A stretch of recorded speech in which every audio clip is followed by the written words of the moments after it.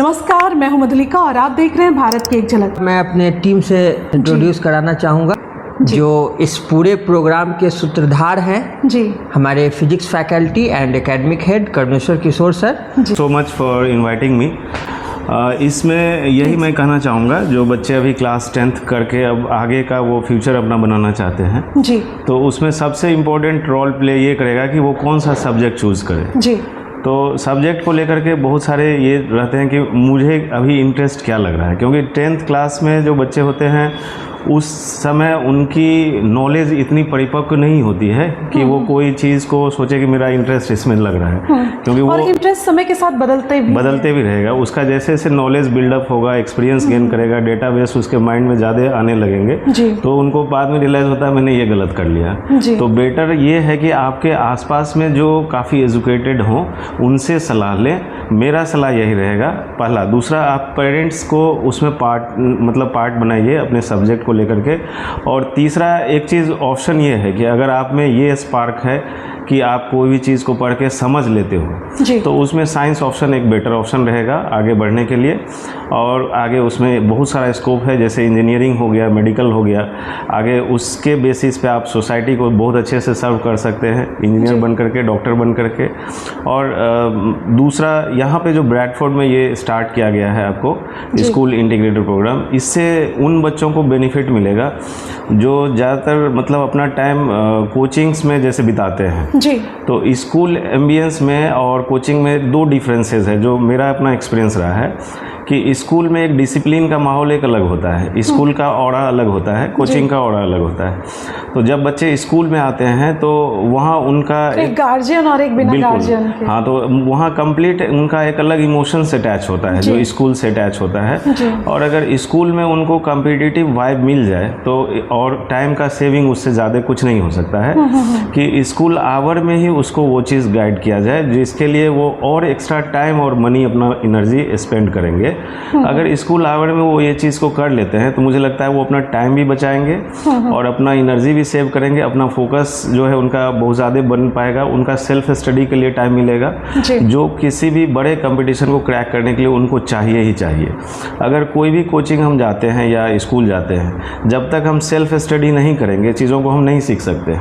तो बच्चों को सेल्फ स्टडी के लिए स्कूल इंटीग्रेटेड प्रोग्राम से बढ़िया, क्योंकि अगर वो स्कूल भी कर रहा है और क्लासेस कोचिंग भी कर रहा है तो वहाँ पे उनका डबल टाइम ड्यूअलिटी में जाएगा। उसके अलावा और एक प्रॉब्लम क्या आती है कि स्कूल में और कोचिंग में अलग अलग टीचर अगर हैं तो सेम चीज़ को वो दो जगह से गाइडेड हो रहा है, तो ये भी एक प्रॉब्लम होती है कि जैसे जो बच्चा है वो सर्च करता रहता है कि उससे ऑनलाइन कौन सा टीचर बेटर मिल रहा है, उसकी स्टडीज़ और बेटर कैसे हो पाएंगी। तो सर आप बता रहे थे। हाँ, तो उसमें हम एक चीज़ और ऐड करेंगे बच्चों को लेकर के कि वेरियस सोर्स से आप पढ़ना अगर शुरू करोगे तो इसमें आपका टाइम और क्या कहते हैं जो लर्निंग होगी वो हो सकता है उस परफॉर्मेंस को आप बिल्ड ना कर पाए जो आप चाह रहे हो। तो आप लिमिटेड रिसोर्स से पढ़िए। लिमिटेड मतलब कहने का सेंस ये हुआ कि ऑथेंटिक और लिमिटेड रहिए।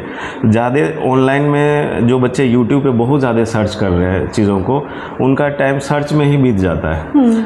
और इसके अलावा वेरियस जगह से अगर हम पढ़ते हैं कोई चीज़ को तो कंसेप्ट में क्या होता है कि कोई ऐसा अगर कंसेप्ट बिल्ड हो गया जो मेरा नहीं होना चाहिए तो मैं उसमें मेरा परफॉर्मेंस हैम्पर होगा।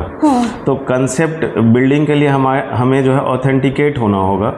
तो उसमें एक टीचर अगर आपको कोई गाइड कर रहा है और वो अगर उस लेवल का है जिसमें आपको हाथ पकड़ के शुरुआत से लेकर रिजल्ट तक ले जाने की क्षमता है, अच्छा, तो वो मुझे लगता है काफ़ी है और उससे ज़्यादा की ज़रूरत नहीं है मुझे।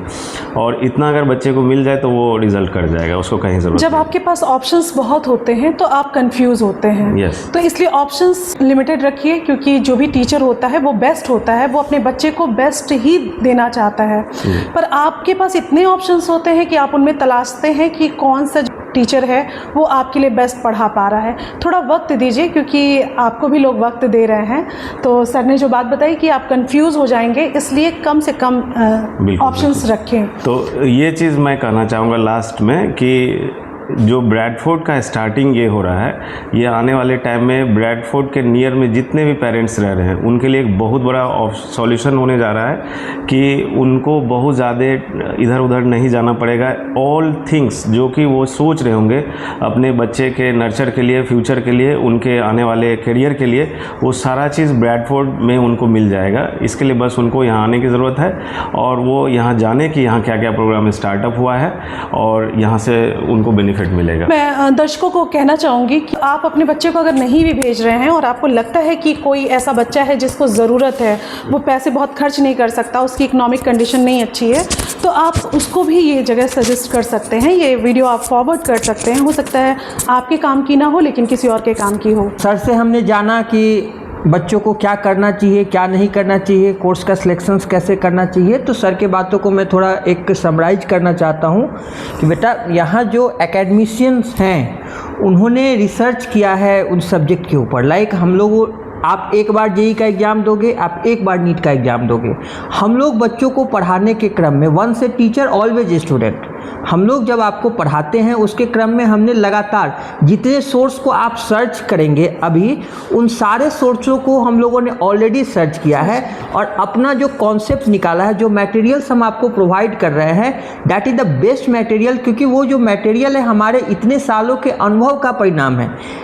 ऐसा नहीं कहूँगा कि आप ये नहीं कर सकते, आप भी कर सकते हैं अगर आप भी हमारी तरह रिसर्च करेंगे उस मटेरियल्स के ऊपर, but it will take some time और हमारे पास समय नहीं है और समय की कीमत है।